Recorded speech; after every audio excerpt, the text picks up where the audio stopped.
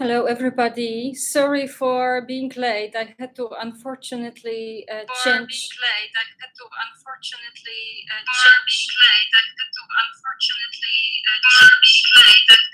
I think something is was. Yeah, sorry for that. That sometimes happens, but I have to act live. So I think that's always something which is appearing, and I have to test if everything is fine. But I just want to check here. Can you hear me well? Otherwise, everything is not useful. I think it's one person here. I will ask this person once more and I will wait for response, but I hope that I'm hearable now. Yes, I think it's fine. So today I'd like to continue, I think, important live session, which is considering creating or thinking about brighter future of PhD students and postdocs, so PhDs in life sciences. And I think it's important to talk about this not just once, but continuing. And that's why I'm continuing the sessions, being also PhD and accomplished PhD in actually stem cells at Erasmus University in Rotterdam in Netherlands. So for those who are here and going to join sooner or later, again, sorry for being late. However, this is not always depending from me, and I sometimes pretty much struggle with connecting live to YouTube. So this is something which I cannot completely fix quickly. But one thing for sure is that what I'd like to actually today introduce to you, first of all, maybe shortly myself in the middle of all these technical troubles. So my name is Schaap-Oziemlak. I did PhD in Netherlands. Originally, I come actually from Poland. I did their master degree in biotechnology, and I moved to Rotterdam to perform PhD in life sciences in stem cell biology. And what actually was very important that I never was thinking only about accomplishing PhD. So PhD was not for me a destination or end goal. It was actually the beginning of the journey. And I grew into, I would say, a very experienced scientist, which both learned in vivo methodology, but also went, of course, all the way from fundamental research. So during PhD, I learned about fundamental research, how to perform fundamental research in stem cells, stem cell field. And then I moved actually to projects going exactly to other city, Nijmegen, and then moving out of Netherlands to Belgium. And then they're coming back again to Netherlands. And I would like to go back and give you links to my previous movies regarding my vlogs. And so you can learn all the journey, because otherwise it would take too much time. So I applied fundamental research later on to develop preclinical projects in stem cell field, actually enriched medicine and tissue engineering, applying also biomaterials. And I performed in total 4 postdocs. And then I learned that I would like to work together with universities and other companies. And obvious choice was to set up my own startup and start from scratch. I think this is the most fascinating when you really start from scratch. And you can learn a lot since I'm very social person, which loves to socialize and also network. I got very quickly actually not only got very confident with being within different ecosystems, so not academic but business ecosystem, and then I dive in and learn more and more about business. And that's already, this journey is already a few years, and the goal of this journey is to build consortia, academic,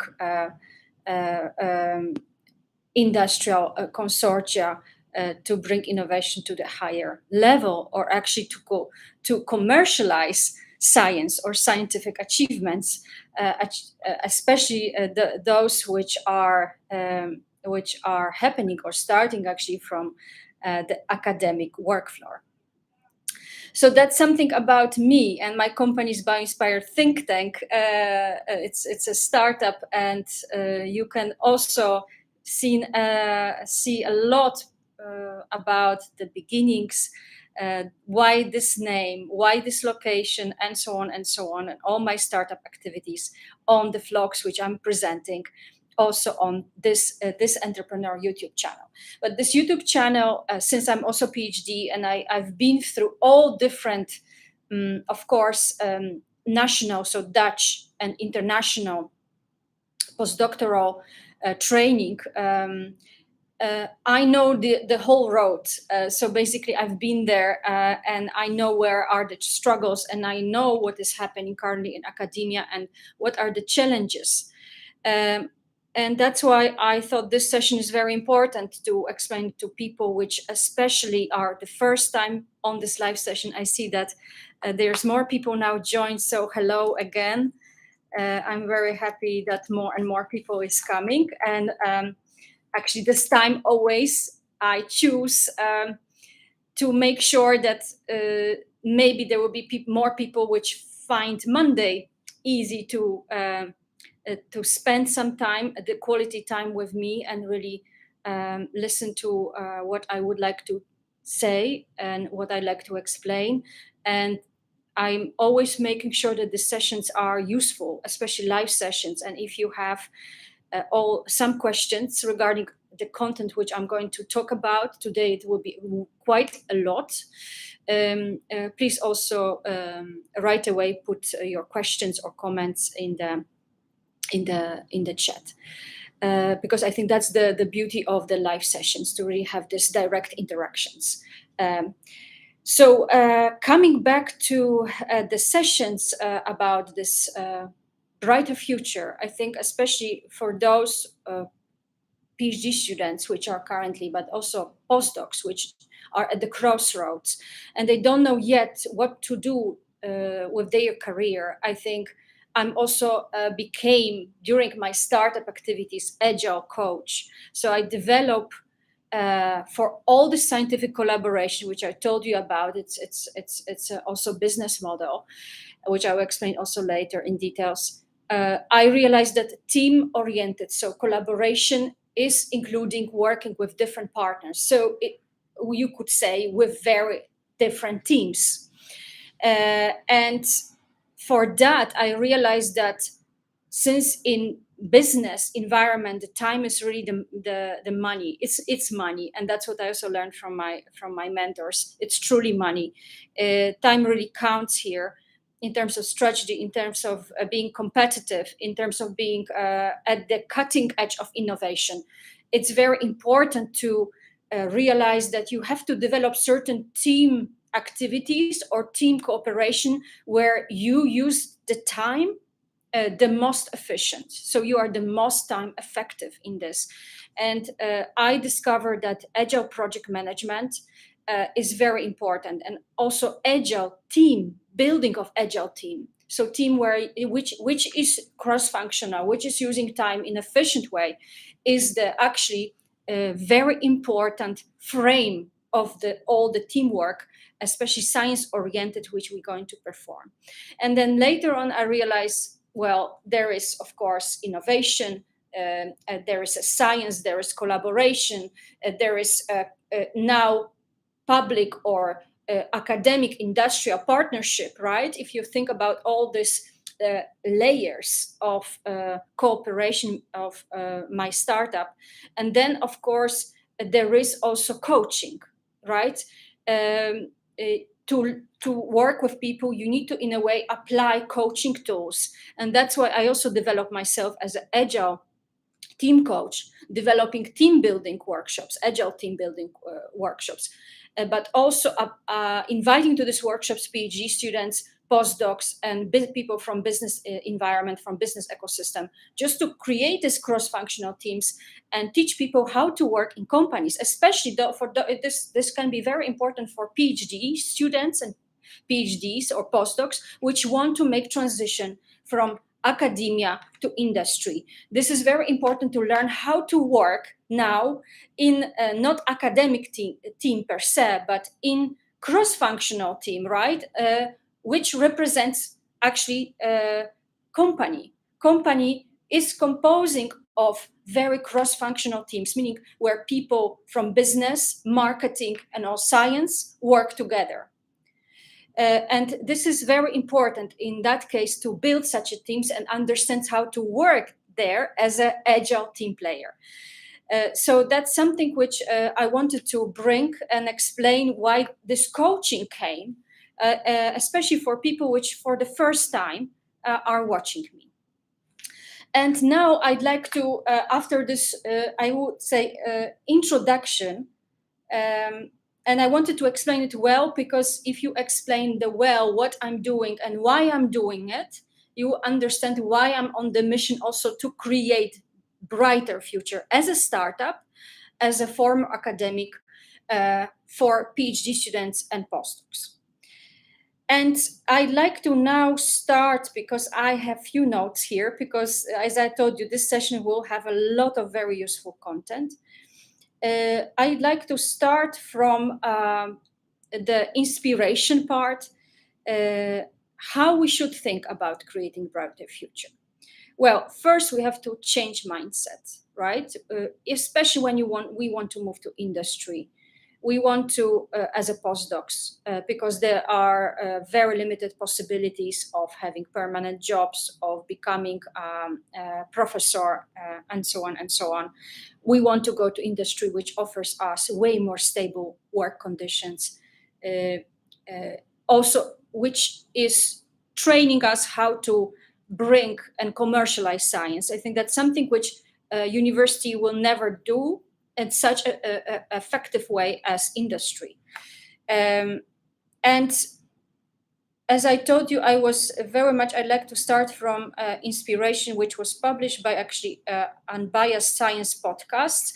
And I, with a reason, have the board in behind me just to give some explanations, also by drawing certain things. And I hope you also appreciate that, because that will also become more.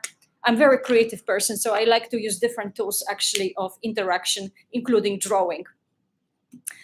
So that was the podcast basically group of Unbiased Science, but also this was a post of Matteo Tardelli, which actually I give warm greetings to him by publishing this post on LinkedIn. And what I'd like to go first is something which was brought by Matteo Tardelli. He's a senior biomarker scientist and author of a book for PhDs too, especially for those which are struggling in transition stage to industry, and which don't know so much about non-academic careers or non-academic career paths. And that's something which I'd like to bring again here, that from all I could draw a lot, but basically we deal with situation of two, I would say, two problems.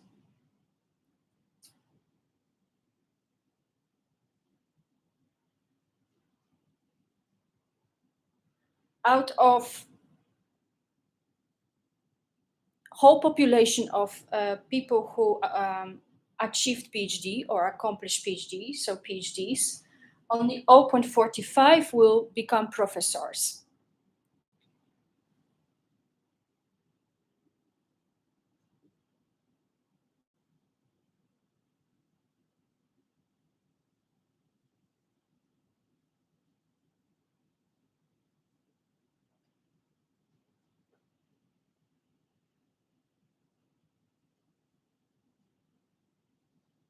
And only I would say there is in this perspective of having rounded up 0.5, there are some other groups. That's why this percentage that will not end up here for you.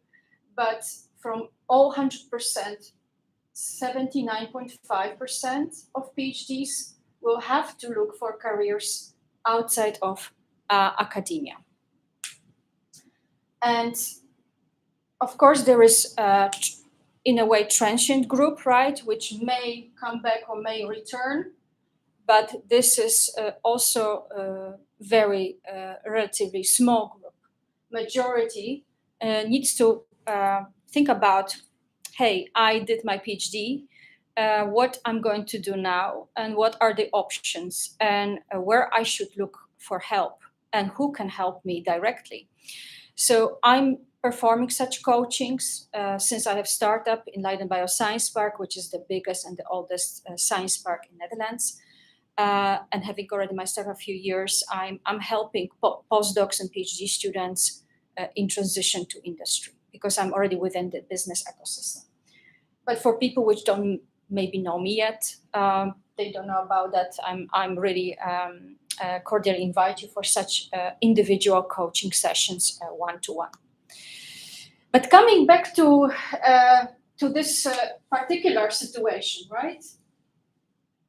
I think a lot of us has been trained to, as a PhD in academia, how to write article, how to present our data at conferences, verbally, orally, how to design experiments, how to work with animals, how to work with cells, how to work with plants, and so on and so on. And that was very robust, I would say, extensive training. But hardly any of us was actually having time of opportunity to see what is going to happen if I cannot maintain the job at university, right? We think about university or academia, or become professor. That would be the highest goal in a way, related to position. So what happens if that's not the option? And then I think it's important to bring you another piece of information. So I think I don't have to anymore bring this because I think that's pretty obvious. These are only two numbers to remember, so that's not so much. There's even more numbers, but I wouldn't like to bring it. So what happens if, yes, if there is no other scenario than looking for job and searching for a non-academic path? Where I should start? Well, you definitely should start from somebody like me, person which already been there, did PhD and postdocs, and start their own company, which can definitely give you, especially at the beginning, directions. That's very important, and options. The other thing is, if I think now about possibilities, and that was also inspiration. Well, there are possibilities if we think about this person, which has its thesis. Well, what happens now? Where I should go first? Well, this is of course academia, right? But we now think about scenario. Okay, if this is not possible? What are other options? Shall I choose industry?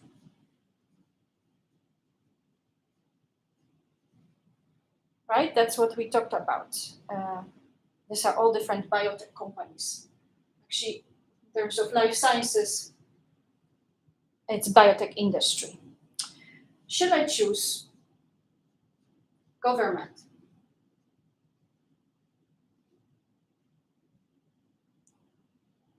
So research institutes, and I could bring here, for example, FDA, but also other governmental institutes.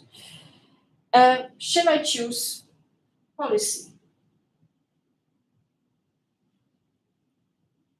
Public health and environmental policy, for example.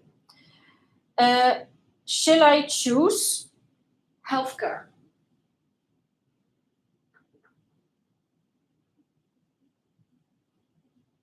So clinical research institutes. And in Netherlands or in America, it could be even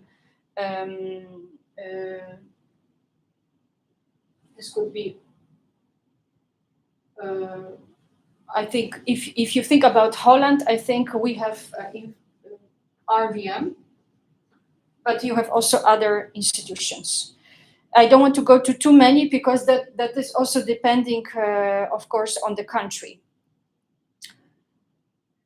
Or you can think also of American public institutions. If you think, okay, I'm in Europe, but I want to explore my future in America, that's also possible. Of course, another option, you might think, well, I also learned how to write, right? Scientific articles. Maybe I like to bring science to public. So obviously, one of the choices, it could be journalism.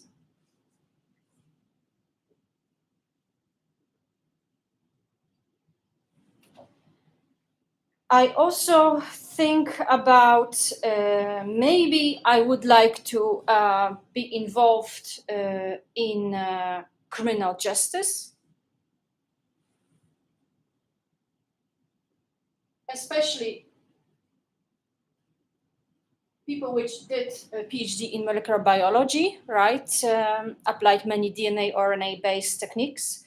That's maybe something potentially interesting for them. And we have still option, which I didn't talk about yet, which is part, it could be part of government, but that's not really government. Maybe I should work and join politics, right? And work as a politician and develop scientific programs, because we still need a lot of scientists in politics, which actually has huge influence on science and business. And that could be potential directions except academia, right? What I'd like to do more, yes, there is also potential. Of course, the industry also has some other options. You could join as a scientist, but maybe you want to join as a research market analyst or business developer. So within actually industry, there is even way more possibilities still to become or stay to be researcher on, or get a function of researcher or scientist. And that's what I really like in industry, that there is a lot of options there for scientists too, which come from academia. And of course, I didn't mention something which I obviously became, but I think that's after my story logical choice. Maybe you would like to become entrepreneur. So specifically scientist entrepreneur and start your own startup. So that's something which could be first possibility. And of course, I mentioned to you about my business model, which is collaborative. It's collaboration with universities and companies to develop innovation, to develop science. And we speak here to actually develop science in terms of innovation. It's more innovation in terms of scientific or actually commercialized products. And that's also something which is important in this perspective to bring in. And what I'd like to now switch to, let me just grab a little bit of water, is about different options of search. So you would think, okay, I would like to enter industry, biotech industry, let's focus on this one. And I'd like to send a letter. And now you think about CV. And now you think about cover letter. And you think about that, well, I know how to write academic CV, I know how to design it, but I don't know actually how industrial CV looks like. And definitely for all of you which don't know how to create such industrial CV, there I also am in my services. So if you would like to join my coaching sessions, please let me know. I do it one-to-one, and we make it really personalized to your achievements, to your background, to even your personality.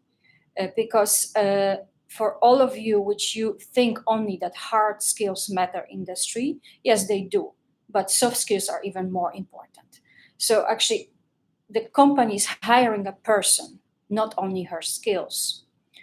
And person is really important, especially in terms of particular personality, personal attributes or personality traits, which needs to sort of fit team, already existing team, or company culture. So it's very important to remember about wherever you apply in industry or anywhere else, work culture of particular company is very important to read about before you actually apply, to think, do I fit there or not? Is this a work culture which I'd like to experience, be exposed to, where I would feel comfortable? Because just becoming very chaotic in this type of environment can happen very quickly, and that's why you need to have also a coach which will help you to guide you through all these steps.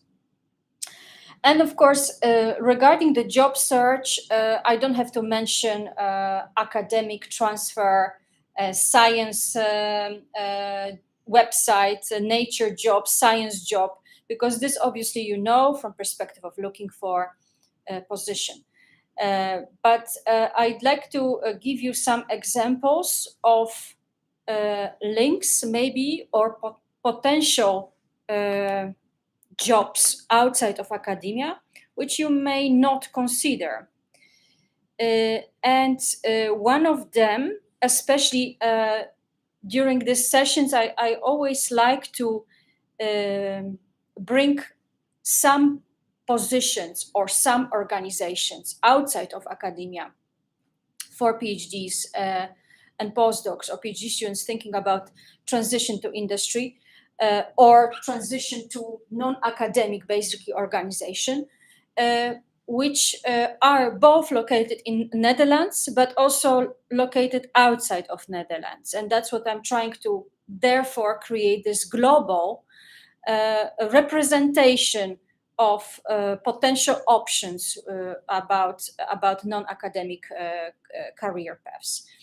And if we consider Netherlands, one of the non-obvious ones uh, which, by the way, I also learned a lot when I joined politics in Netherlands. I joined political party which is focused on education in order to work further as a startup to improve academic programs for postdocs and PhDs.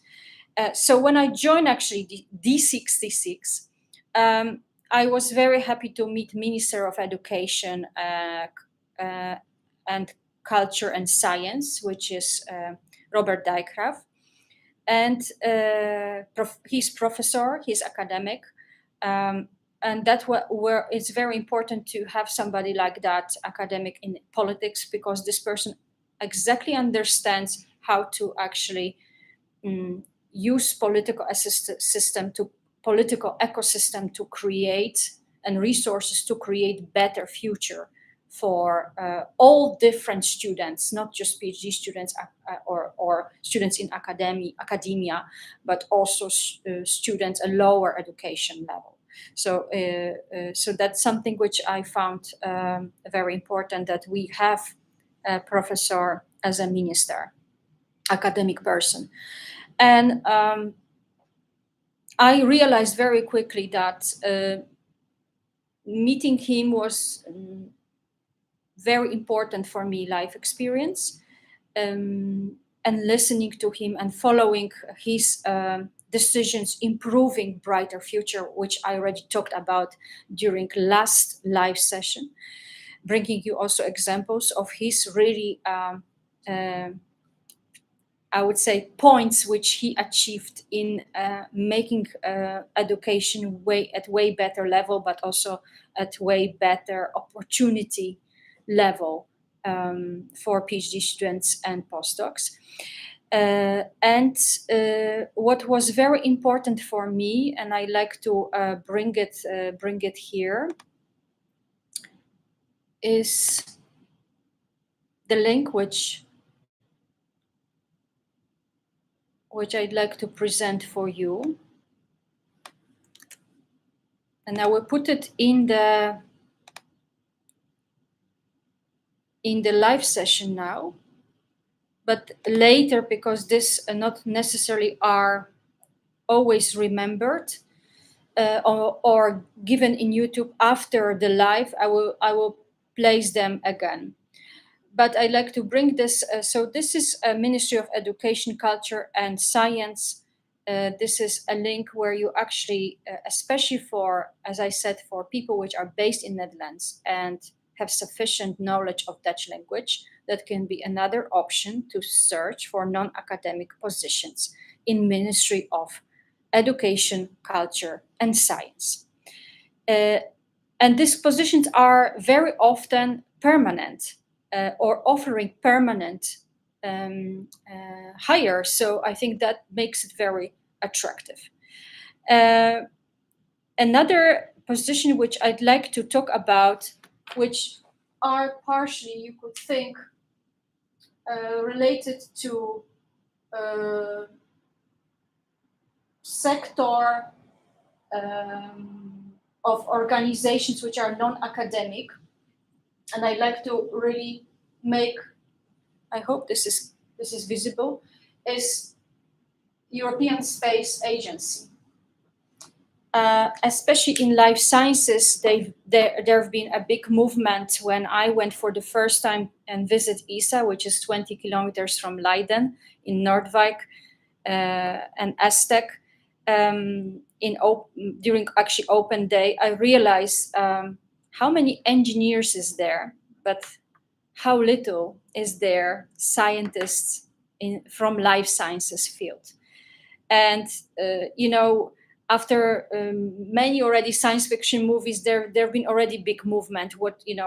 How ESA is working with cells in space at International Space Station, and there have been many movies on YouTube presenting. But I think this open day, which is happening once a year, and this link I will also give it to you. It could be great day to talk to actually scientists which already are working in life sciences and combining actually and especially in the space field, and talk to them. Not necessarily you will find engineers, but I've been on such open days, and I met some scientists, but the percentage is very, very low, meaning that there is probably more opportunities to explore this space niche, especially in life sciences. And I think for all of us, if you consider, well, I really would like to study something which is called astrobiology. There are programs already for PhD students and postdocs to be able to enter ESA program and apply for fellowships. And this, I also would like to give you a link. I found this field extremely fascinating, also in terms of stem cells. And that's why I thought, hey, this is probably some organization which might be very interesting, and I think experiencing possibilities which you maybe never heard about to work at a European Space Agency in Netherlands, or in other countries in Europe. That could be maybe a potential option. And I'd like to give you also some link about entry level and research programs. There are different ones. I cannot go in all of them, but please just give me some comments if you think, hey, this is a program I really would like to apply for, or fellowship. And I think, that's what also is important to realize, that of course it's very easy to receive position for a particular vacancy, but actually applying for fellowship nowadays and receiving this fellowship, it also puts your CV out of other CVs, especially when you yourself applied for fellowship and you receive this fellowship as a PhD student or as a postdoc. This makes actually opens you way many more doors or windows of possibilities to develop your career successfully outside of academia and still become or stay in research. And I think that's important for probably all of you, that I would like to continue being a researcher, but how I'm going to do it outside of academia? I think that's the crucial question here, which you might be have. And of course, there is, as I told you, I mentioned Open Day. It is an event of whole day in Noordwijk, where you can talk to astronauts, where you can talk to all different representatives working at ESA, engineers, but also learn more about astrobiology or biological labs at International Space Station. And important thing is that you have really very in a way, I think very interdisciplinary group of scientists there, and also group leaders, which you may have contact with, and that's I found very fascinating. That's why these open days are, I think, from perspective also of scientists or academic, which is searching for non-academic job, very important, and thinking that ESA is the place to work, or it's a dream place to work. So there will be Open Day. As I told you, it's event which you don't have to pay for, and you have to keep eye, because this day will come in October. Registration link is not yet available, but you have to keep eye on Open Day ESA. And here is the link. This is actually the Dutch link, but you can put it in English, and you can subscribe to the letter, and then you can get more information about where these open days will be. Why I'm talking about this open days, not only presenting your website with the vacancies, it's because then you can really have your personal life experience, talking to all these different scientists, to all these different group leaders, to all these different engineers and astronauts, because they also many times have PhD, and they also did PhD, and they did maybe postdocs, and some of them maybe are biologists. So there's, I think, great opportunity to really talk to them and ask them for advice, and potentially network. And that's something which I also encourage you, especially when you look for the job. Sending CVs and cover letters, it's a one thing, but if you can, and these are possibilities, if you can increase your chances of receiving job is by direct networking. This is actually the way also to follow. So that's something which I'd like to talk about, these two institutions. And of course, I'm coming from Leiden Bioscience Park. So here as I said to you, this is the biggest and the oldest science park in Netherlands. We have more than 215 organizations, including Johnson & Johnson.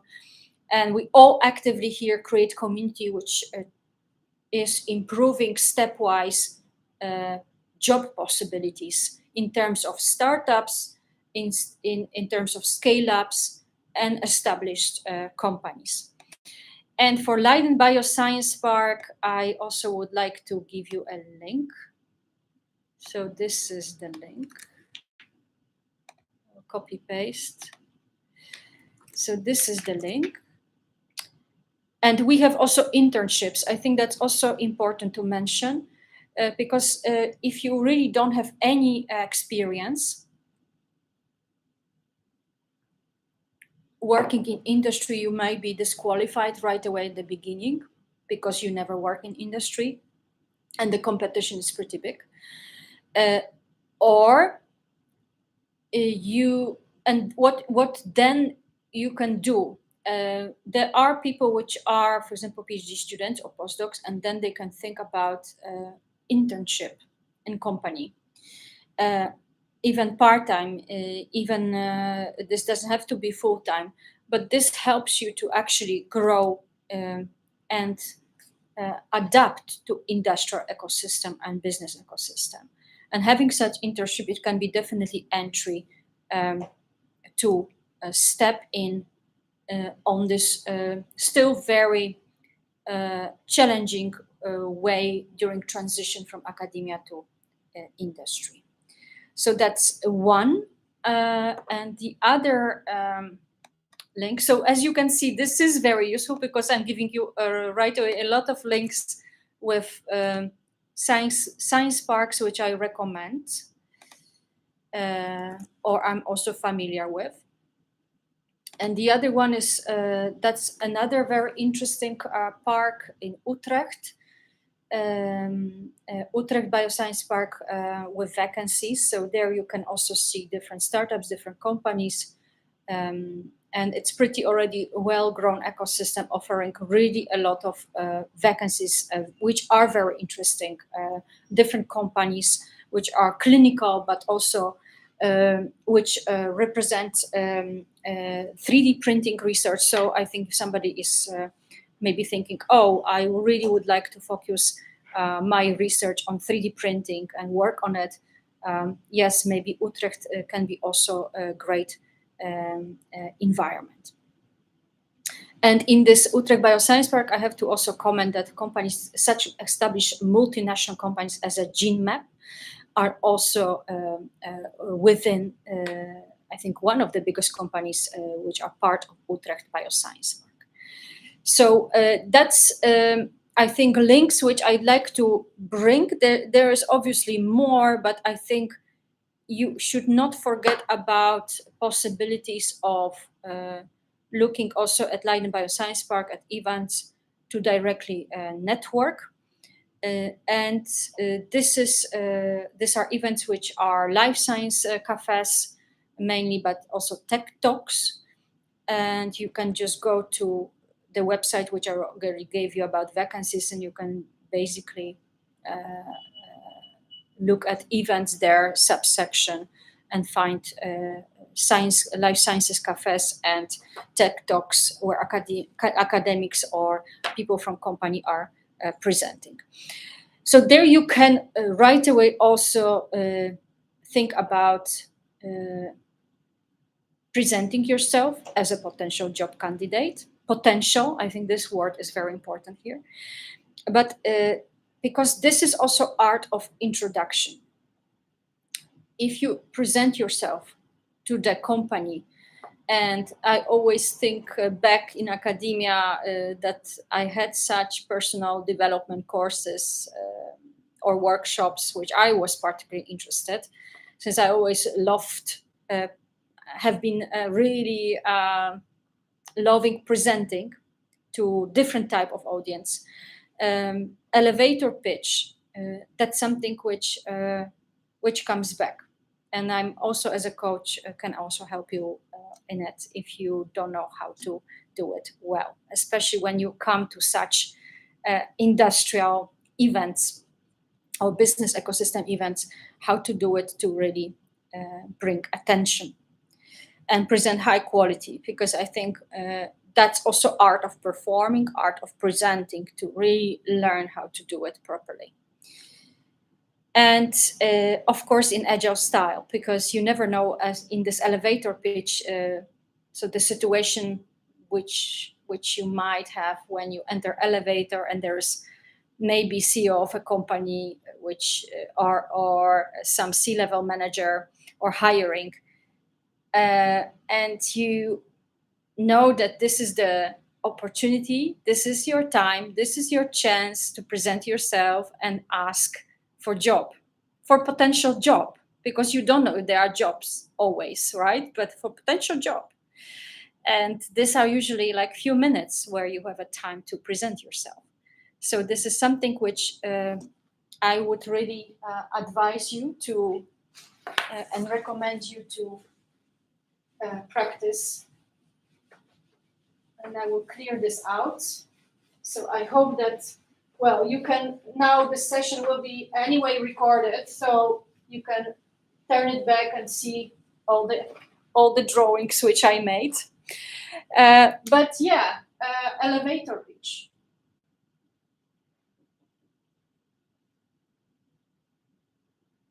Which is, by the way, something which is also part of becoming successful entrepreneur.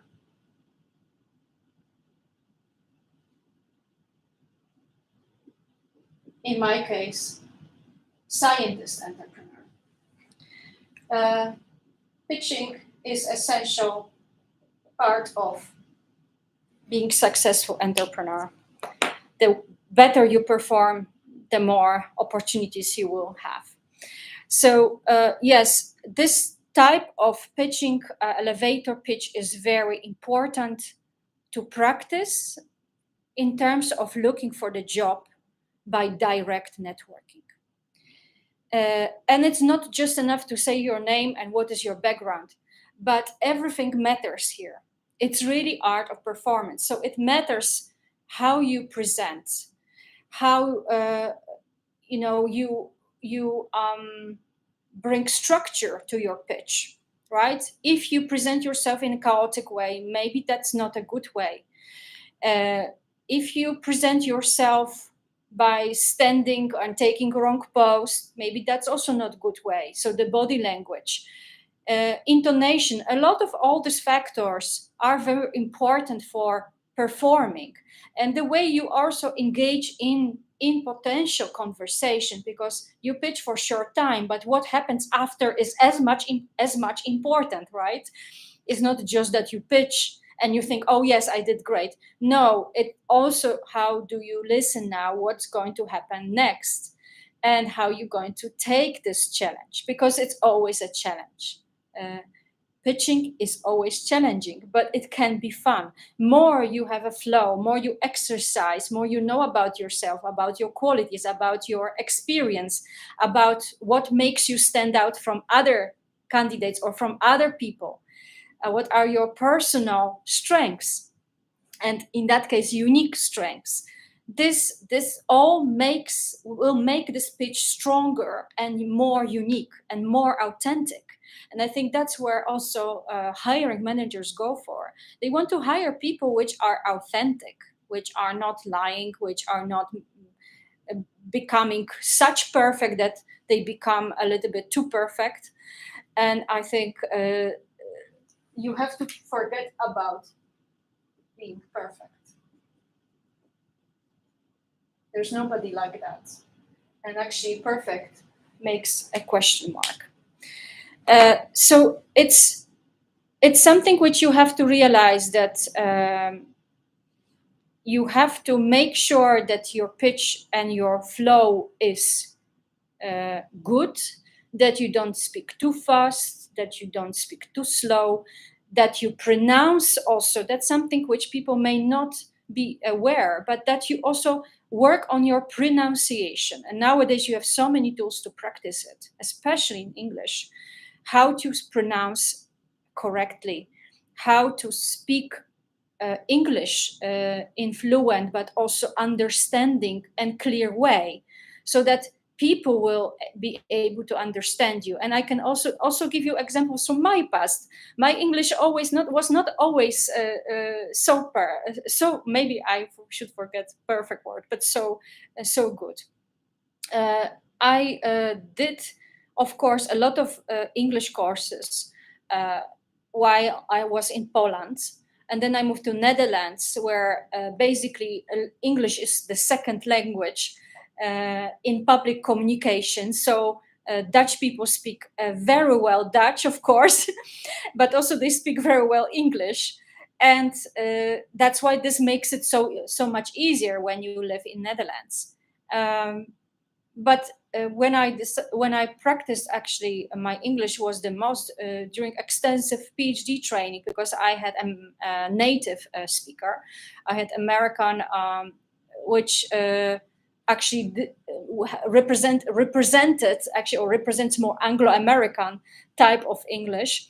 So that's still very different from British, but still, I was practicing. I was practicing presenting. I was practicing pronouncing. So it's very important that people understand you. If people don't understand your English, you need to think, okay, I will not only work on writing, on making fancy presentations in PowerPoint, but also on pronunciation. And you could think, oh, that's too far because actors maybe can do that. No, actors, yes. But also when you would like to become great performer in terms of good or very good pitching for the job, please pay attention how you pronounce, and ask some people which are natives, are you pronouncing well? And maybe they can help you further. So that's something which I'd like to say about pitching. And the other thing is that, of course, practice. So that's completely an agile way, learning by doing. Don't read books, but really practice. And put different pressure, the way you stand, how your pose looks like, and so on. But also, as I told you, I invite you also, Corley, to join my sessions to practice pitching. So that's something about this very important entrepreneurial skill, which I obviously also develop while being scientist entrepreneur. And yes, now I think it's a time. I talked a lot, but I think this is all very important. It took me some years and some experience, and also interacting with other people with different nationalities to really learn about the differences. And that's something which also brings it that when you work in business and when you enter business as academics, you cannot use scientific language. You have to use plain language. A lot of people not necessarily have biological background, so you have to explain it in clear and transparent way. using plain language. So that's something which I also very often advise people to do. Pay attention while you pitch, not to use too much scientific language or scientific terms. And now I think it's a time to move to the second part.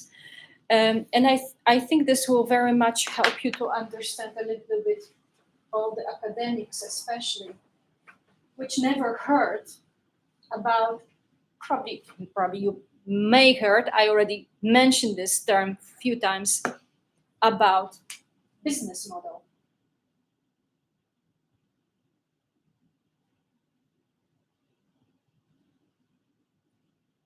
This is one of the most important, I think, terms of models, which allows us to develop not only science, innovation,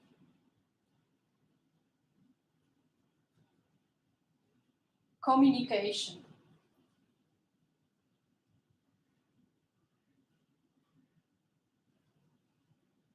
but also, simply speaking, revenue. And I think I missed one, which I wonder if any of you know: collaboration. So it's important to understand what is the definition of business model, not only in terms of developing innovation or science, you might think both ways, scientific achievements, but also communication, revenue, and collaboration. So I'd like to bring it again, in very transparent and simple way. So business model, if you look at the definitions, there is many business books, especially for those which would like to study MBA and learn more about business. I think I strongly recommend MBA studies. And for those which think, okay, I'm not at the stage of commitment, financial resources or time to perform such studies, I think there is something which I'd like to bring here about business model that is useful for all of you. And I'd like to draw some table. But in principle, the business model, and I hope that you can see it, yes. The business model is, definition of business model is the rationale of how an organization creates, deliver, and capture value. So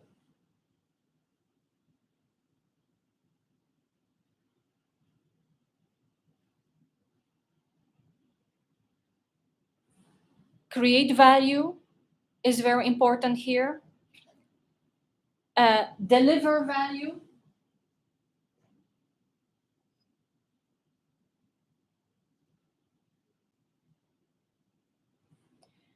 and capture value.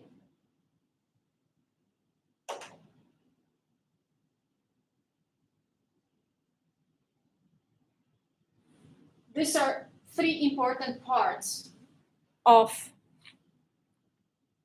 business model. Well-described business model has to describe, first of all, what is the value, It can be a product, it can be a service, for example, a workshop, or maybe can be medical device. So what value this company will creates with this particular product or service. Then, of course, is deliver value.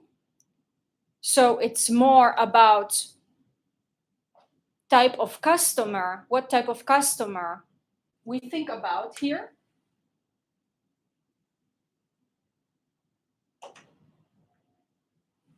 So usually this is for who it is. For who is this workshop? For who is this medical device? Or maybe particular group or segment of customers. Also, what are the channels? So how not only it is about customers, but actually how to now reach customer interface, right? What kind of channels we could think about, even YouTube, which can be marketing channel, right? For particular service or for particular product. And of course, processes. So customer, but also processes in terms of customer relationship. So I would say process is here important. I don't want to talk about too many processes, but it's something which you have to really realize that things are important. And capture value, which in that case is revenue, so the profit. And what is the also revenue in terms of, you can have different types of revenues because you offer maybe different services, or you offer service and product. Depending on type of product, you will also have different revenue streams, which are coming or from this product or from the service. And of course, cost structure. That's also important to realize. So this is very important to now understand what are the definitions of, what is the main definition of business model, what business model needs to actually cover and discuss. And here, of course, we think about product, because you create this product or service. So I would say this is the basic definition of the business model. I'd like to point, and I hope you see it now well. I'll show it again.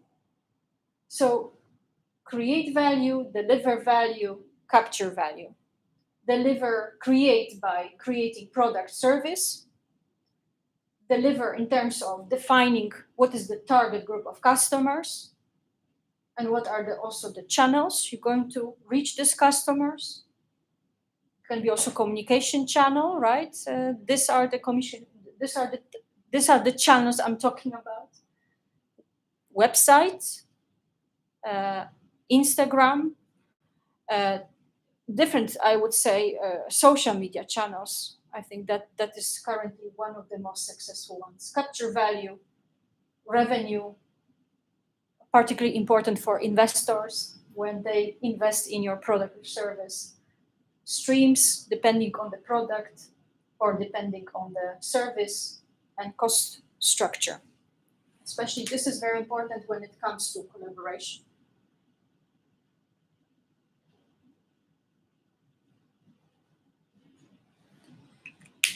So this is something which I'd like to bring in terms of business model. And you might also think about value. A lot of people maybe not always do have this awareness that if you create any type of product or service, its content, especially if you, for example, create a prototype which you, for example, would like to protect because this prototype has been developed based on your idea, and your idea is in business very often considered as an intellectual property. Maybe you would like to develop actually this idea to further to next step, which is means you would like to patent this, so develop proof of concept, patent, although for patent we know that proof of concept is not really needed, but especially for all people which think about, oh, I have great idea, I want to develop it into prototype, so my IP into patent. I think this proof of concept has to be between somewhere here covered. Especially when you want to successfully patent, it's a long time process. So I would advise you to really bring your idea to proof of concept and then patent it. So if you think about patent, it is also value.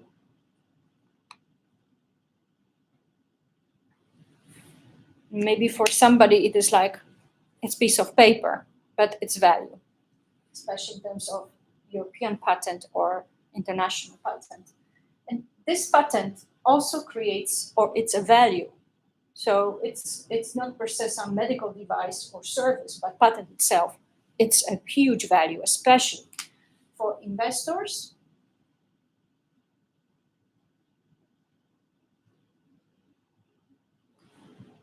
and collaborators.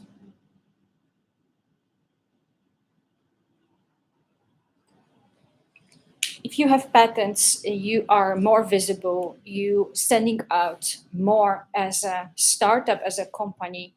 You build actually a patent portfolio, and more impressive this patent portfolio is, more chances you have to find investors and grow your company quicker than your colleagues. So it's very important to realize that patent, it's also big value in terms of business model, right? So we could also think that I showed you all this science innovation, but part of innovation is also to create patents, right? And invest in bringing these patents in terms of products to the market. So it's very, in a way, complex process to develop such a business model. And that's why you have to be very flexible in terms of thinking, in terms of mindset. Whenever you work in innovation, you have to have very interdisciplinary, collaborative, and flexible mindset. Because you can get patent at academia, but it can, without bringing it in form of product to the market, it can be completely useless. It can stay in drawers for many, many years, and nobody's going to even be interested or even aware that there was some patents done. So what? It's another piece of paper. So I want that patent is not will never become, whenever you think about patenting, just a useless piece of paper. I want that patent will become very useful to bring innovation, scientific innovation, to the market in the format or in the form of the product, which is useful for society. So there is an impact. And creating impact is also important part of any type of business model. I think if you're able to say that this is the business model which will create this and this type of impact, this makes it stronger. And this, especially when you think about collaborative setup, so collaborative business model which makes impact is the strongest or the best business model you can ever think of. And this is something which I'd like to bring this some words here to your, in a way, by helping you to create very important and very useful from social economical, especially perspective. So impact for society, impact for economy,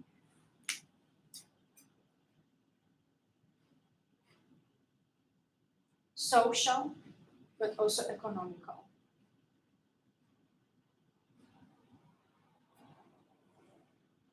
If this is combined, so creates impact for patients, creates impact in terms of jobs. This can be the best impact you can ever think of regarding developing your business model, developing your value as a company.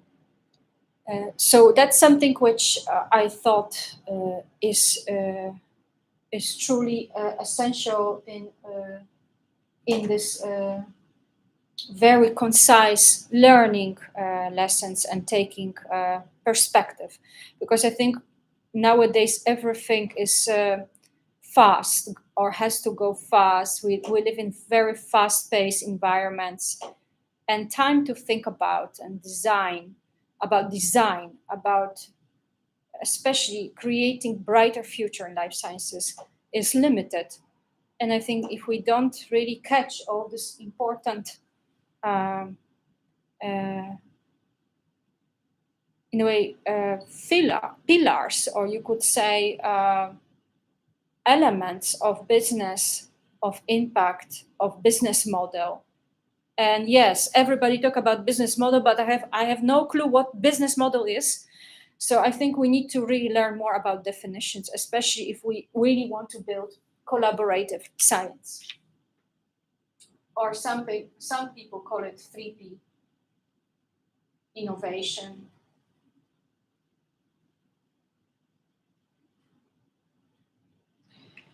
Some people call it private public. Some people call it academic, industrial, and so on and so on. So that's something about a business model. So create value, deliver value, capture value. There's more terms, but I don't want that you will get lost in all this terminology. I think that's something which is sufficient to understand the basics and what actually essential basics, not just some basics. And now we will go to innovation. It's a term which a lot of people even is, I would say, abusing. Everything is innovative, and everything has to sound innovative. Otherwise, it's not interesting for business, for companies, for researchers, both at academia and both at industry. So innovation or innovative,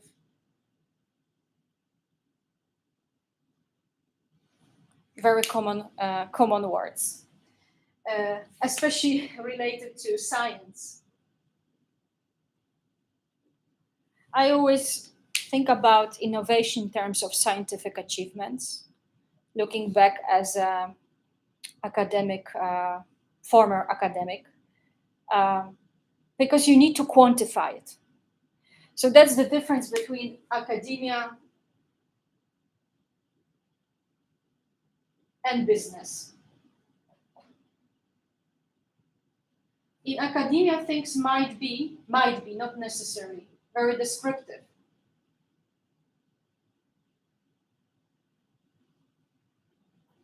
In business, people want that you quantify it. So how many patents, potential patents, how many potential products, how many potential services,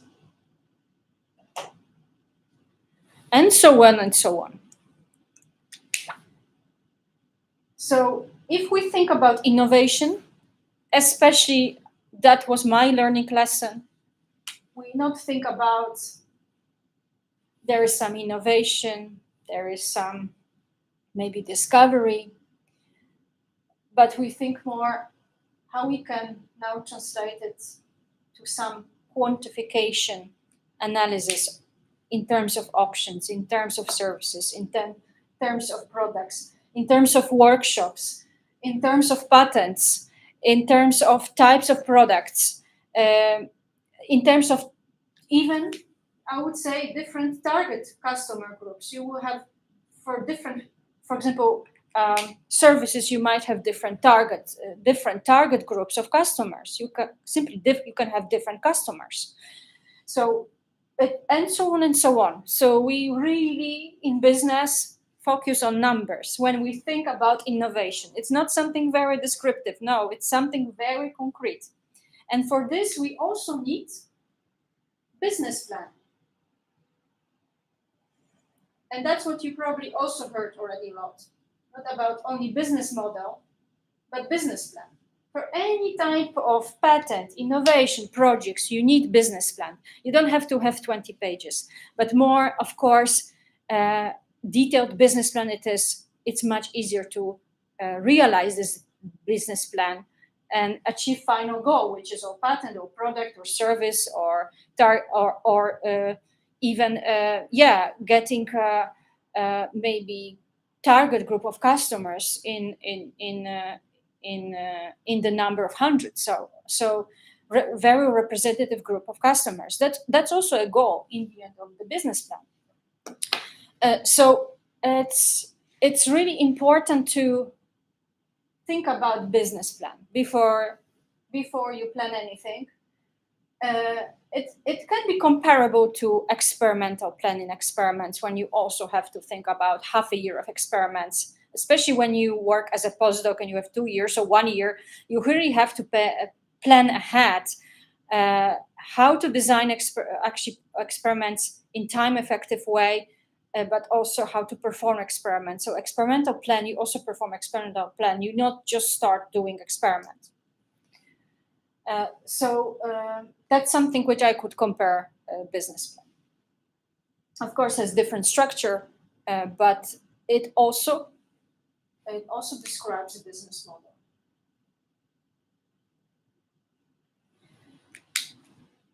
And now, of course, when you work in academia and you work on innovation or you have scientific projects and you have this kind of, I always now from this perspective realize that you think completely different in academia.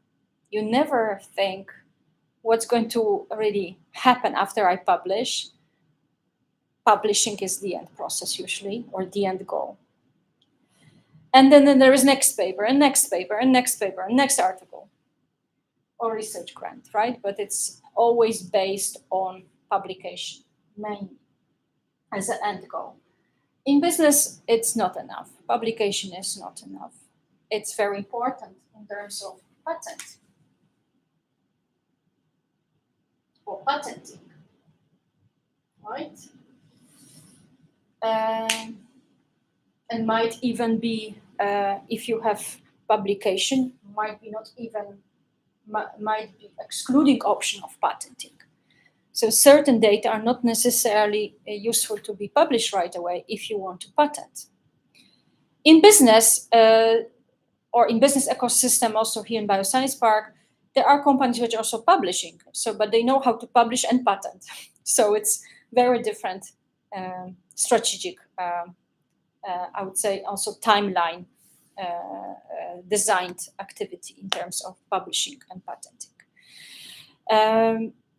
However, in industry, when you talk about innovation also is performed in a different way, because usually that also shows you have companies which are having their in-house IP and everything they develop only themselves.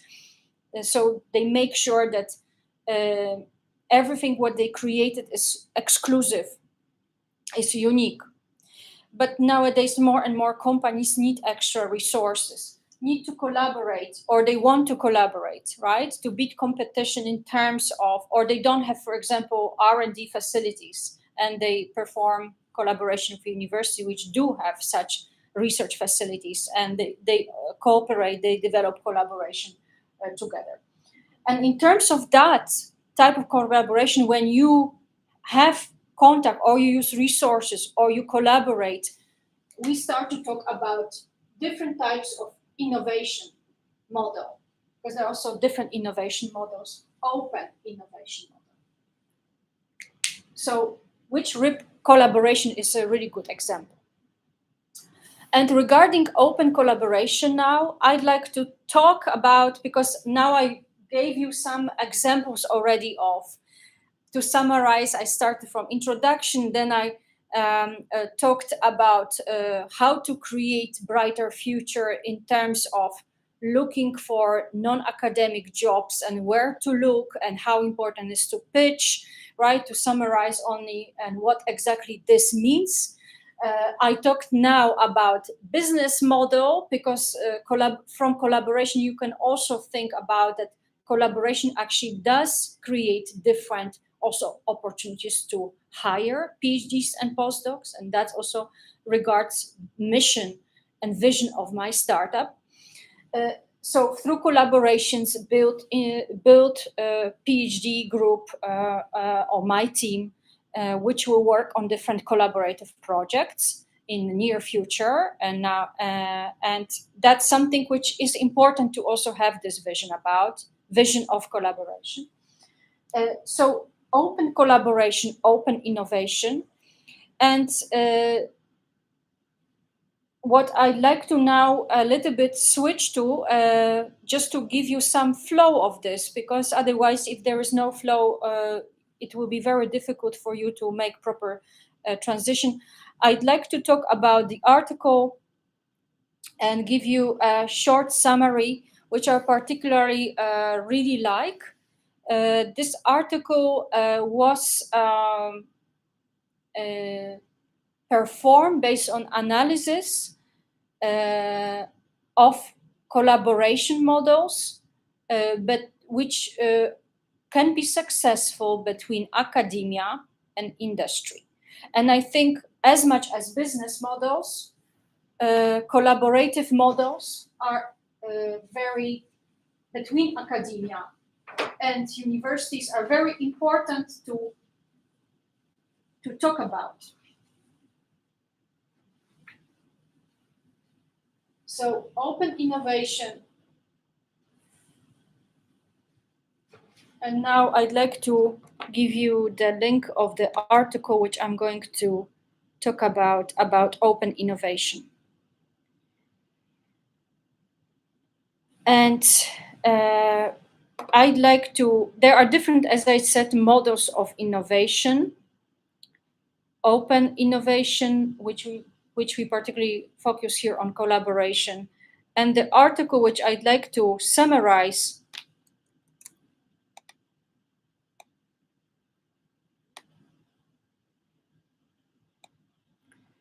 is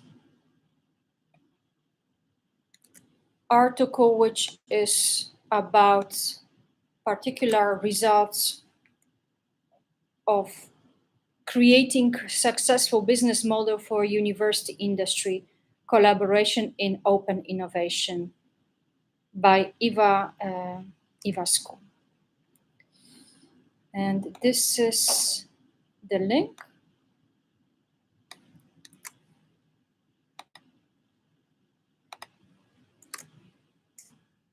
Yes, this is the link.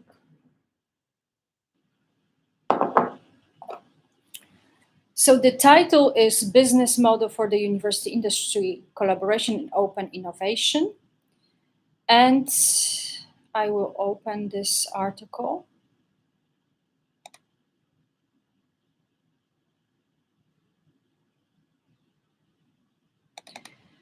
I really like that this article is presenting concrete business case in a way.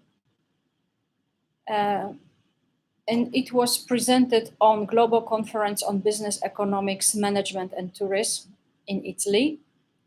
was written by Larisa Ivascu, Cirialiu and Dragici, if I'm correct pronouncing it, representing Technical University of Timisoara in Romania.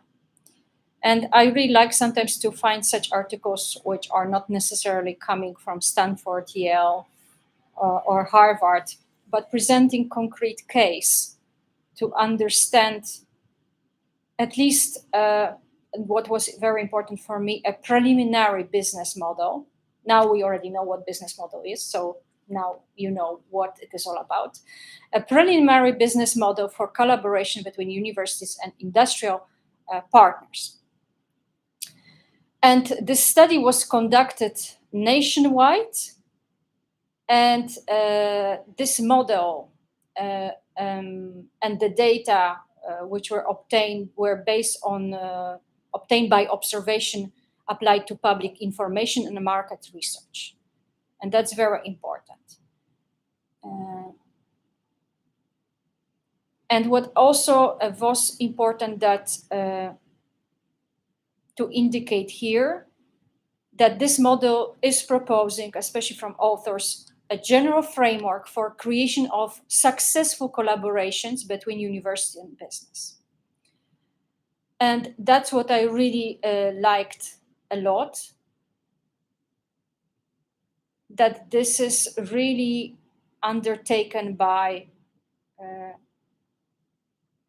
3 different universities, and it's written as a preliminary business model, so that we can always we have starting business model which we can evolve and we can develop. And the study was done nationwide, which is also meaning that it's representative, and that's what I also very much like as a scientist, but also in business perspective, have representative example of how to develop effective business model for collaboration between university and industrial partners. So in introduction, I would like to pay attention that this is what the authors already indicate is truly essential to realize at the beginning that we live in very competitive world, but also competitive job environment, but also business environment. And companies, no matter how big and how small they are, they must achieve a high level of performance, leading to the production of innovative products, services, rewarding customer needs, and rapidly responding to market demands. So they need to be agile, they need to be flexible, offering at least flexible customer services. And the other thing which, when you consider, and that's what I like with this business model, is considering in its requirements collaboration between 2 or more partners, depending on the, of course, type of activity or assets offered by each partner, academic and business partner, or in industry partner, this business model may have or may offer different benefits of collaboration, which are serving different partners. For example, reducing costs, using a multidisciplinary approach, collaborators' reputation, and expertise in particular field. That's why this collaboration between universities and also business partners may create an array of different benefits. And this type of benefits can also have different impact, in that case, on business competition, right? Because if this collaboration brings you a higher reputation in business, reducing costs, you might be standing out of this competition among different companies. So here I'd like to bring now a framework which is proposed by the authors. As I said, there have been 3 universities included in this research, 3 Romanian universities, to identify collaboration practices with industry and partners in open innovation, so collaborative innovation model. And these universities included University of Timisoara, Technical University of Cluj-Napoca, and University of Oradea. And what I very much appreciate following the research, it was concluded that for developing effective collaborative model between university and industry in open innovation, there are 6 areas which are particularly important to focus on.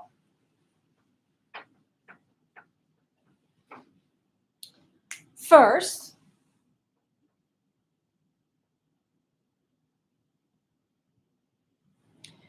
its existence in the university of well-defined structure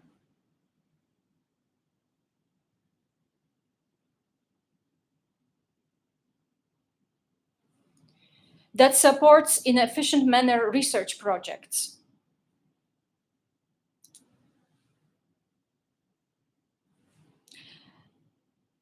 And about the structure, we'll talk later. Second, there is a present effective project management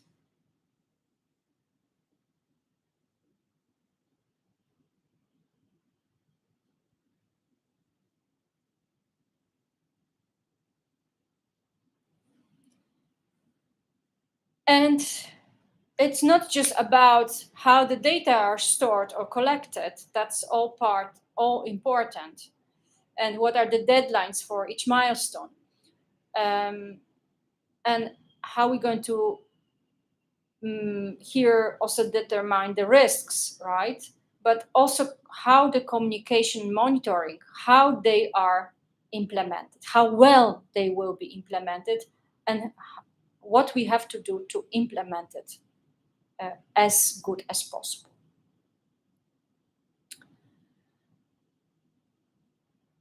So the third, so in a way, optimize communication and monitoring. Third is involvement of young researchers in identifying the characteristic of the economic environment. So involvement, and I would say of early stage researchers. So yes, our PhD students, master students involved in identifying the characteristic of the economic environment. So that's something which I also would like to come back to it. This relates more to economic, identifying actually economic sector of the business when you have collaboration. Is this company, located in a profitable business environment, for example, right? That's very simple to ask students to find out. The fourth area is developing new partnerships.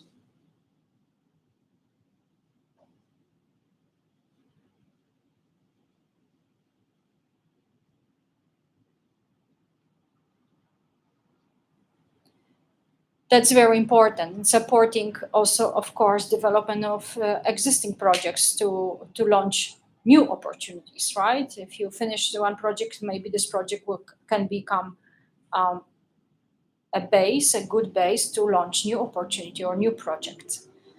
The fifth, which I very much like, and I appreciate that the authors bring this point, is organizational culture. So work culture,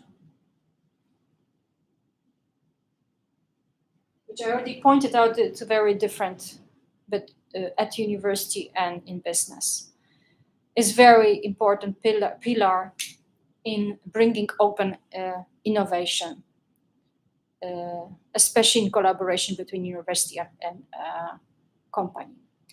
And the sixth is dissemination.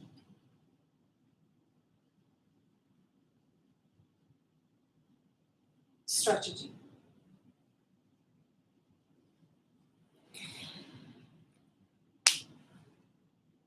So this dissemination strategy is to be strengthened to share research and use elements of marketing in order to attract new partners.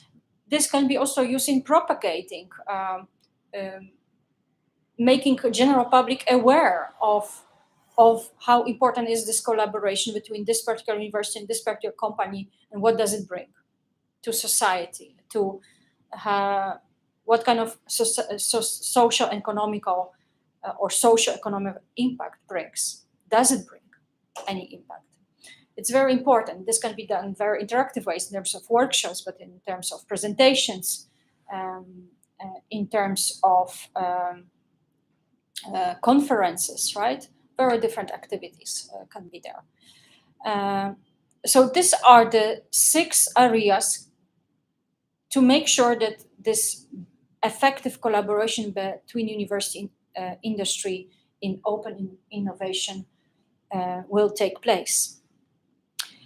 Now, what I truly, as I mentioned, appreciate, authors will appreciate impact of organizational culture. And this, on this point, I'd like to focus on.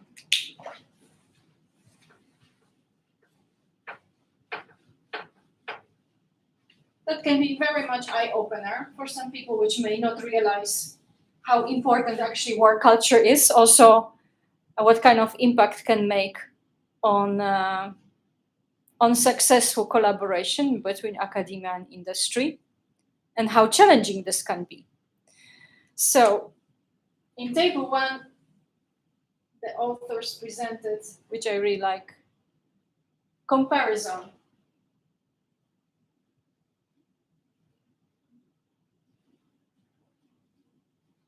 between organizational culture in academia, so culture in academia, academic culture, and industrial culture. And they divided it by university, industry, and common. And please, you have to really appreciate this particular table because I also perform vlogs, and if I'm, this is actually opportunity to also give you some insights. And I don't say that you have to know a lot about this, but you have to always keep in mind that collaboration is also source or a way, opportunity, framework to create also jobs and opportunities for PhD students and postdocs. And that's why talking about collaboration, talking about collaboration as a model, and especially successful model between academia and industry is very, very crucial in this perspective. So now I'd like to bring these differences. I wonder if you actually know, if any of you may point some, what would be, what could be as the first here at representing university work culture. I don't know if any of you might see. Can you give it in comments? If you maybe know. I think that's one of the most obvious ones, but I'm curious if you maybe know.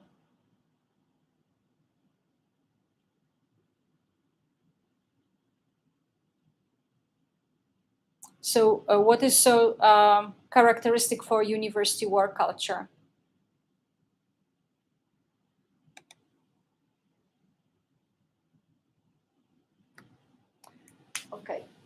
maybe that's difficult right away. It's public mission.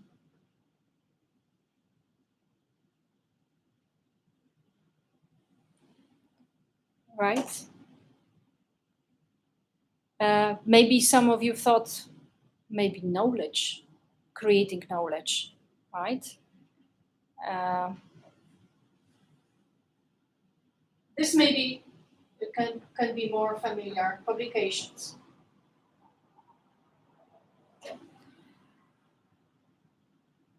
Project research. And what I like here is that authors are not, they could put just a knowledge, right? Generation of knowledge or knowledge creation, but they already divide certain things. And I like that they all relate to also work culture. They think different, but you can also think about um, this in perspective of knowledge, generating knowledge, creating knowledge. Knowledge, it's they are considered as a knowledge institution. So I think that's the simplest we could also describe this, particularly publication, project research. Then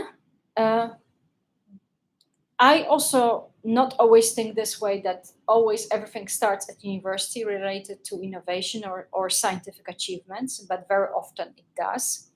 So theoretical drivers.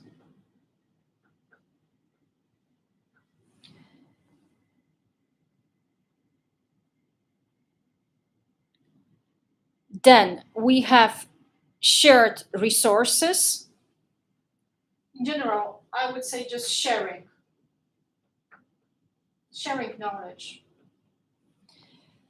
sharing results, creating knowledge. We already said about open source.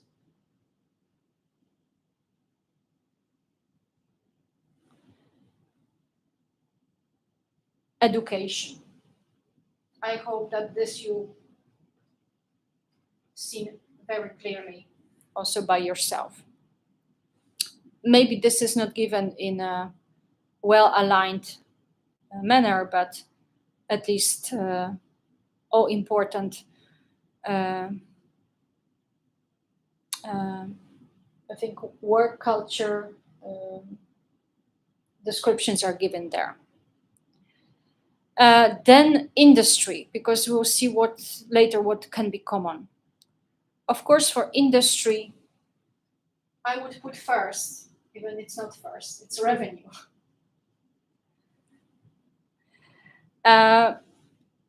Then it's shareholder value.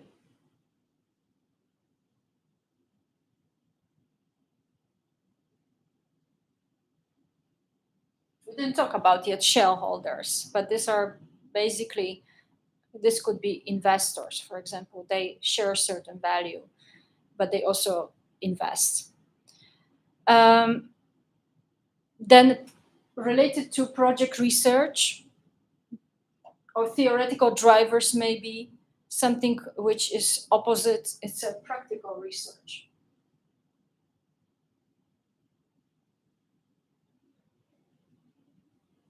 So it's product oriented, service oriented research. The other thing is result driven, which I would be very careful, because result for companies as important as might be not important as for academia. So I would show more product service oriented. Right? Then rather than results driven. Because in academia, you can also have groups which are result driven in terms of publications, for example. Then private resources.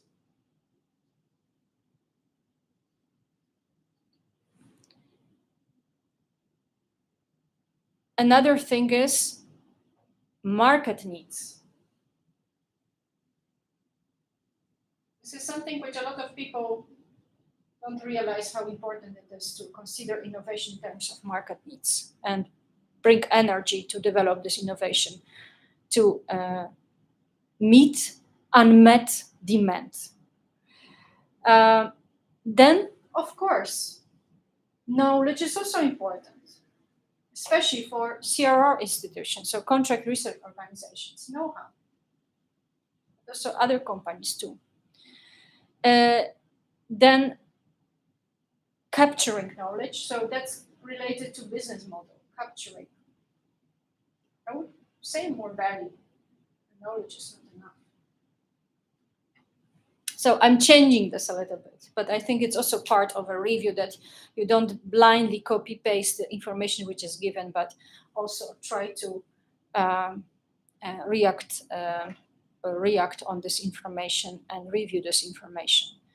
Then if we think about what is so common, and that's good that actually I really like that Arthurs put something common, because usually if there's analysis, a lot of people like to put university, what is the difference, what are the main differences between university and academia?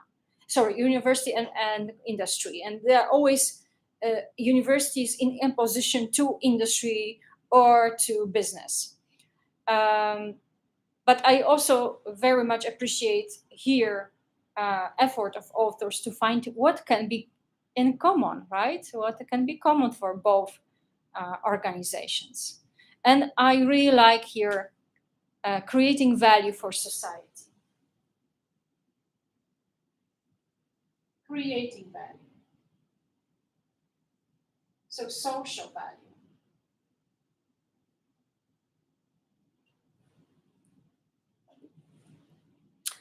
Reputation. As important in business as in academia, in particular research group or researcher. Common is, of course, science, right? It's still science, it's still research. It's still, you can call it innovation.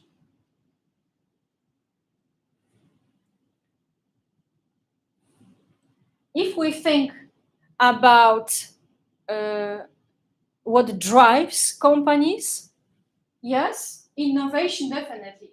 Authors put science, but I think, as I said to you guys, science sounds very vague. So innovation driven, yeah. Then competition, right? Or being, even to say it even more concrete, competitiveness. So being competitive.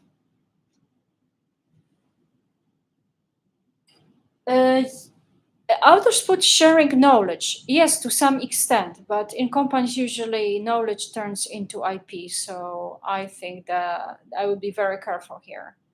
But I agree to put here patient. It's important for both academic researchers and companies. And if we think about, we mentioned already, they also put value. Of course, there can be different types of values, social value, economic value, so in general values. Exchange know-how, that's also part of which I would be careful. Apparently, this can be a common. But maybe in certain types of long-term collaborations where company and university already have a patent,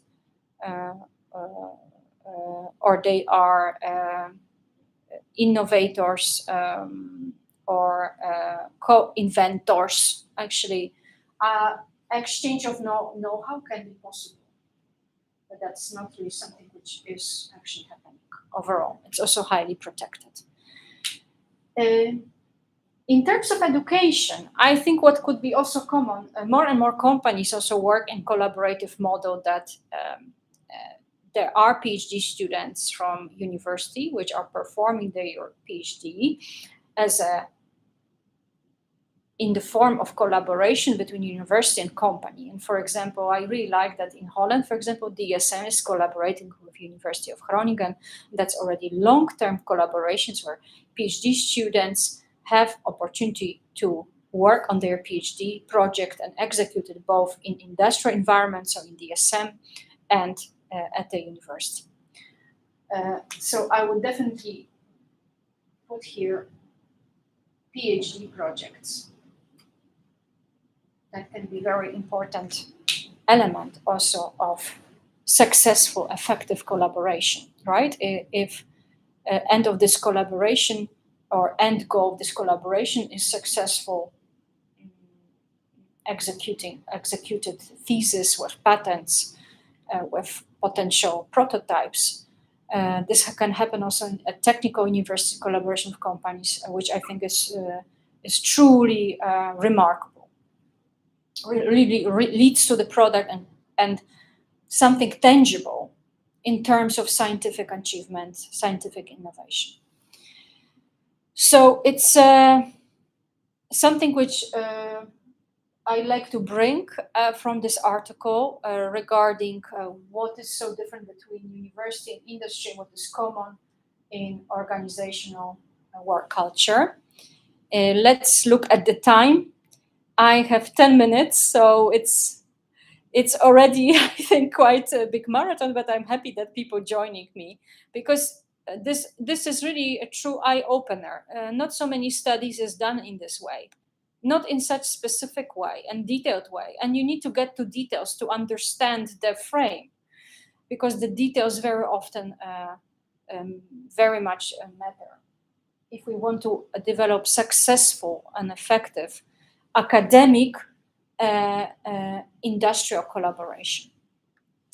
Then the next part of the article, because this article luckily has only 5 pages, including references, so it's not so long. So I think I'm pretty much on time. But it's true that innovation process in terms of such collaborative research projects between universities and companies, because we always have to think that this collaboration is based on projects, involves, as you can see, to be successful, a complex series of processes to be managed towards certain objectives. And these objectives also have to be defined, right? So it's good when you start collaborating to understand, for example, from my perspective, if we develop some project, we contribute to development of idea, even starting from very early concept, which I think is the most fascinating because it's a whole way to bring it to the market, and the most safe from terms of your competition. If you have academic and industrial partner, what you have to always think is about non-disclosure agreement. So that's something which in academia, I think not everybody know about this. Yes, that's very important for a basic exchange of any type of information. Even not describing yet concept, I think NDA is very important. Then if it comes to, if you apply together for grants, that's also a possibility, of course, and I think the best option. Then you also need to remember about IP, and some applications for subsidies, for grants, require such IP agreements. And I think that serves all the parties, and especially to make this proposal successful and protect IP, so the concept already from very early stage, which a lot of people are forgetting even in business. So, and of course, focus on knowledge transfer, right? That's something which also needs to be discussed and taken into perspective. So I didn't put it here, but maybe even this know-how could contain knowledge transfer. That's also exchange of know-how. So what is known about certain methodologies and so on and so on. A lot of people is mixing it up. Knowledge is something different than know-how, but actually in the end this also represents knowledge. All methodologies or techniques which certain company is experiencing, university is not, or on the other way around. That's all part of knowledge. And so that's something I talk about. NDAs, I talk about collaboration agreements, or collaborative agreements. What is also important, I mentioned, are intellectual property agreements. Know what has been offered, especially in terms of transfer. It's also intellectual property knowledge transfer. That's also transfer of IP. Which, for example, university gained, can be also important part already of agreements, any agreements on transfer of intellectual property, especially if university already has certain patents. That has to be also discussed. Then I'd like to come to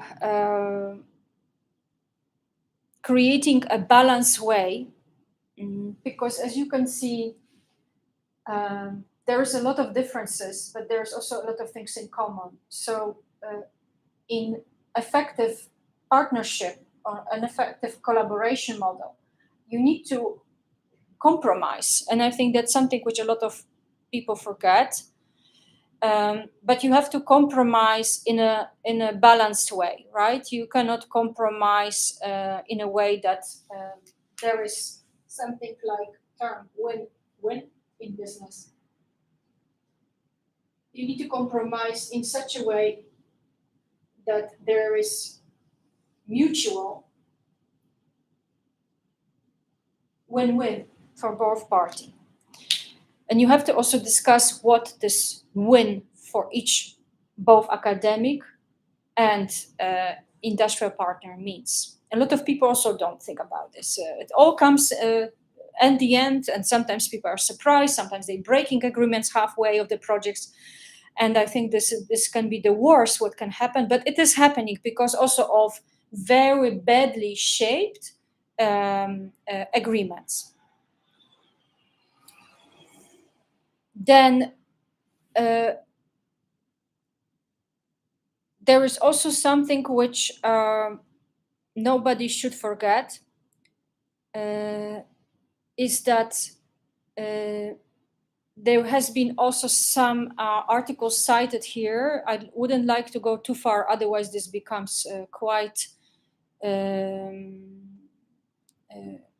confusing for some people.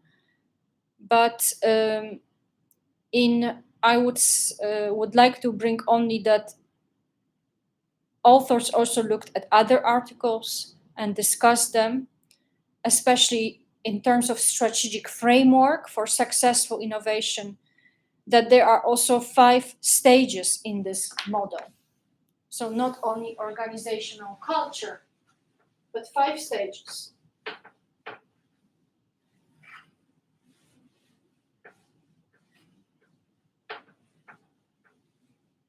And these are, I think, really the last minutes I'd like to bring. I think, I have 2 minutes. I will just mention them. So this model also includes, successful model includes 5 stages in terms of strategic framework. It's a company opportunity, co-recognition, but that's more about identifying business. It's co-recognition, but it's in terms, I think, of not only of reputation, but also business needs. That's what Arthur's here suggesting. Co-formulation. So as you can see, everything is co.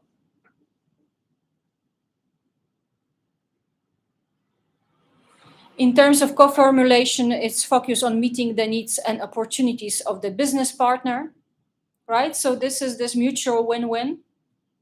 or fit. Then co-creation. I think that's the easiest for you to understand.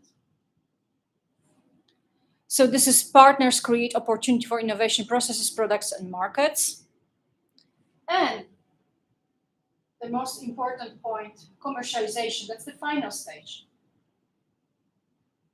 where the product is on the market. And that's definitely the main purpose of the industrial partner.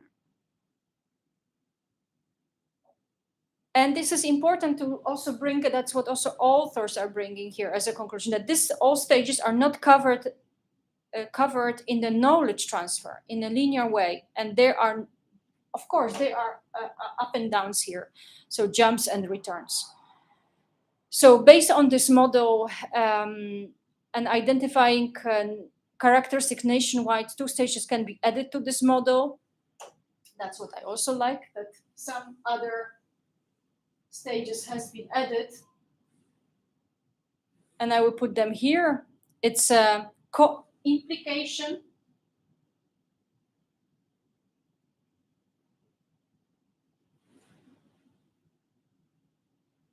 So it's active involvement of partners, collaboration in order to achieve objectives.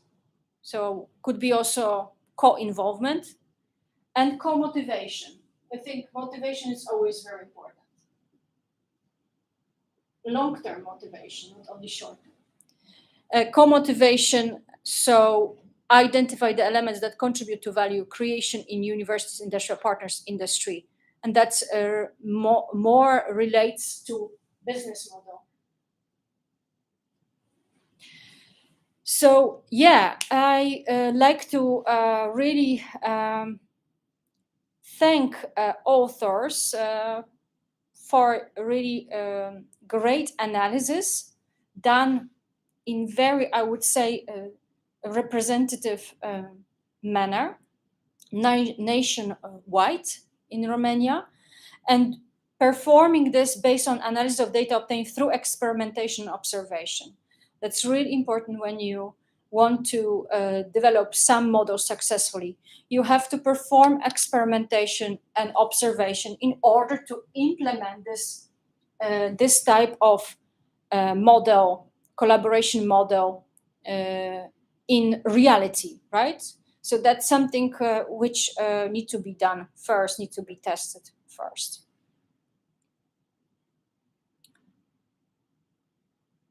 And of course, I gave you already links, so I think it's important to take a look on it.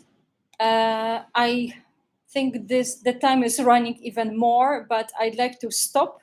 I think now I think you have more perspective, which I hope I gave you today, about creating brighter future for life sciences, which starts, of course, from developing path, a non-academic path, but also thinking from perspective of academic industrial partnerships as a source of opportunities for PhDs and PhD students, or developing startups like my startup, maybe similar startups to mine, in order to create collaborations between academia and industry to create better future and develop collaborative teams in life sciences. So yes, I think I'm really happy that I could, I think for 2 hours, I think that's I didn't want to say that. I am very talkative, I love presenting, but that was, I think, the longest live session so far. So I hope you learned a lot. And I will put all these links after tomorrow. I will put these links which I put today in chat. But the last part of this session, I'd like to ask you guys, how did you like the session? Can you actually bring some feedback? Because I'm a feedback-driven person.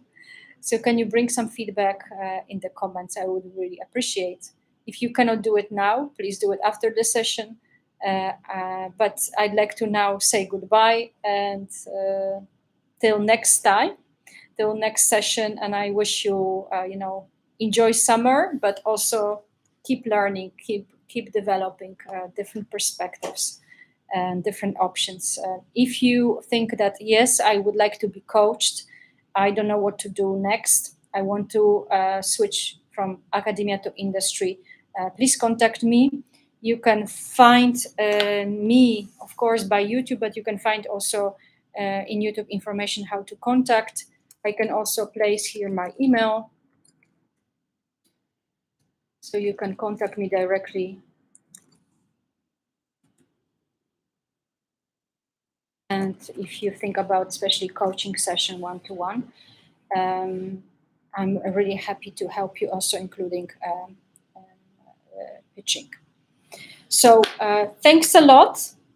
Warm greetings from Leiden Bioscience Park, and see you next time. Thank you for listening and for your attention. And I'm looking forward to your comments, suggestions, questions you have.